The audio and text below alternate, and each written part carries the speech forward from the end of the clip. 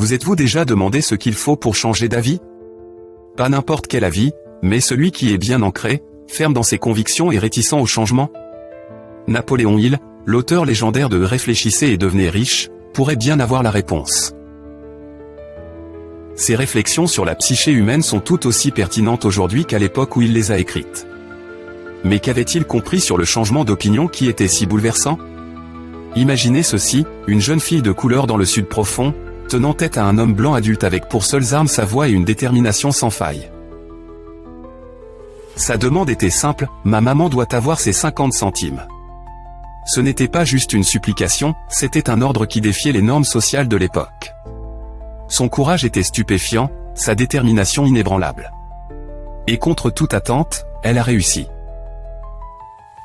L'oncle de Darby, un homme réputé pour son tempérament explosif, était étrangement calme. Il a remis l'argent, non pas par crainte, mais par un profond respect pour la détermination inébranlable de la jeune fille. Quel était donc ce pouvoir étrange qu'elle possédait? Comment avait-elle réussi à faire changer d'avis un homme qui, selon toutes les normes sociales, lui était supérieur? Napoléon il a consacré près d'un quart de siècle à explorer ce phénomène. Il était convaincu que la réponse résidait dans les principes qu'il a exposés dans son livre. Mais quels sont ces principes, et comment peuvent-ils être appliqués pour influencer les esprits? La philosophie de Hill repose sur le pouvoir de la pensée. Vous avez un contrôle absolu sur une seule chose, et ce sont vos pensées, écrit-il.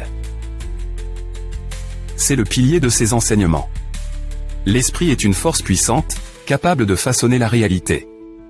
Mais combien de fois exploitons-nous réellement son potentiel? Combien de fois laissons-nous des pensées négatives empoisonner notre esprit et limiter notre potentiel? Prenons l'exemple de Thomas Edison. On lui a souvent répété qu'une machine capable d'enregistrer et de reproduire la voix humaine était une chimère. Pourtant, il n'a jamais abandonné. Il avait foi en la puissance de son esprit, en sa capacité à imaginer et à croire en ses idées. Cette conviction l'a mené au succès, défiant les sceptiques. De la même manière, F.W. Woolworth avait été averti que son modèle économique échouerait. Mais lui aussi comprenait la force de la pensée positive et la foi en ses projets. Le résultat? Une fortune de plus de 100 millions de dollars. Mais ces histoires ne parlent pas seulement de réussite financière, elles célèbrent le triomphe de l'esprit humain, la capacité de changer les mentalités, en commençant par la sienne. Selon Hill, l'esprit agit comme un aimant, attirant les forces, les personnes et les circonstances qui s'harmonisent avec nos pensées dominantes. C'est pourquoi il est essentiel de protéger notre esprit des influences négatives et de cultiver des pensées de succès et d'abondance. Mais changer d'avis ne se résume pas à des bénéfices personnels. Il s'agit d'influencer les autres, d'inspirer un changement à une échelle plus large. Il présente le concept de l'esprit maître, une alliance harmonieuse d'esprits qui collaborent pour atteindre un objectif commun. Ce pouvoir collectif peut susciter des idées et des solutions qui dépassent la capacité d'une seule personne. Imaginez-vous assis autour d'une table ronde, en train de discuter d'un problème avec deux autres personnes, chacune apportant des perspectives uniques. Selon Hill, cette méthode puise dans des sources de connaissances insoupçonnées, révélant des solutions qui semblent presque magiques. Cependant, la véritable magie réside dans la persévérance. Il souligne que la persévérance est la clé pour surmonter les obstacles et atteindre le succès. Il raconte l'histoire de Henry Ford, qui, malgré les avis contraires affirmant que ses idées étaient irréalisables, a persévéré jusqu'à réussir. La détermination de Ford était inébranlable, son désir une obsession ardente. Cette quête acharnée de ses objectifs illustre parfaitement la force de la persévérance. Alors, que pouvons-nous tirer des enseignements de Hill sur l'art de changer les mentalités? Tout d'abord, il est essentiel de maîtriser nos propres pensées, en cultivant un état d'esprit positif et ouvert aux possibilités. Ensuite, il faut persévérer, même face aux difficultés. Enfin, il est crucial de tirer parti de la force de la pensée collective, en collaborant avec les autres pour amplifier nos idées et notre influence. Dans un monde où changer d'avis peut sembler un défi insurmontable, les réflexions de Hill nous offrent une véritable feuille de route. Elles nous rappellent que le pouvoir de transformer les mentalités, la nôtre comme celle des autres, réside en nous. C'est une force qui demande foi, persévérance et le courage de défier l'impossible. Alors, la prochaine fois que vous vous retrouvez face à un obstacle qui semble insurmontable, souvenez-vous de la petite fille qui réclamait 50 centimes et des hommes qui ont transformé les rêves en réalité. Leurs histoires sont une preuve éclatante de la puissance de l'esprit et du potentiel qui sommeille en chacun de nous.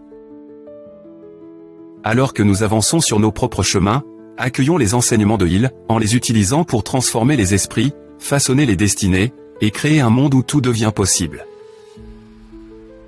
Après tout, comme le dit si bien Hill, vous êtes le maître de votre destin, le capitaine de votre âme.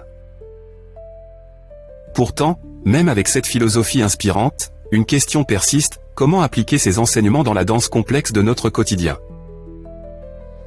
Il est une chose d'être inspiré par des récits de triomphe et de transformation, mais transformer cette inspiration en action concrète peut être intimidant. Les principes de Hill posent les bases, mais le véritable défi réside dans les détails de la mise en œuvre. Pensez aux défis quotidiens qui mettent notre détermination à l'épreuve. Les revers inattendus, les critiques, qu'elles viennent de l'intérieur ou de l'extérieur, et ces instants de doute qui s'insinuent dans nos moments de calme. C'est dans ces moments-là qu'il faut vraiment puiser dans la puissance des enseignements de Hill. Comment garder nos pensées en harmonie avec nos objectifs face à une vague de négativité? Une approche consiste à organiser consciemment notre environnement. Il est essentiel de s'entourer de personnes qui nous inspirent et nous poussent à nous dépasser. La force du mastermind ne réside pas seulement dans des objectifs communs, mais aussi dans cette friction constructive qui déclenche l'innovation et la croissance. En choisissant des compagnons qui incarnent les qualités auxquelles nous aspirons, nous renforçons notre propre engagement envers notre vision. De plus, il est essentiel de s'engager dans des rituels quotidiens qui renforcent notre état d'esprit. Cela peut être aussi simple que de commencer chaque journée par des affirmations qui ancrent nos pensées dans la positivité et le sens. Ou peut-être prendre le temps de réfléchir à nos objectifs, en les visualisant avec une clarté éclatante. Ces pratiques peuvent sembler simplistes, mais elles constituent l'échafaudage qui soutient la grande architecture de nos rêves. Un autre élément essentiel est la résilience, qu'il assimile à la persévérance. La résilience ne se résume pas à supporter l'adversité, mais à s'adapter et à évoluer face à elle. Cela demande une ouverture d'esprit pour apprendre de nos échecs, en les considérant non pas comme des impasses, mais comme des détours qui nous orientent vers des chemins plus prometteurs. Chaque revers est une occasion de peaufiner nos stratégies, d'approfondir notre compréhension et de renforcer notre détermination. La jeune fille qui a réclamé 50 centimes incarne parfaitement cette résilience.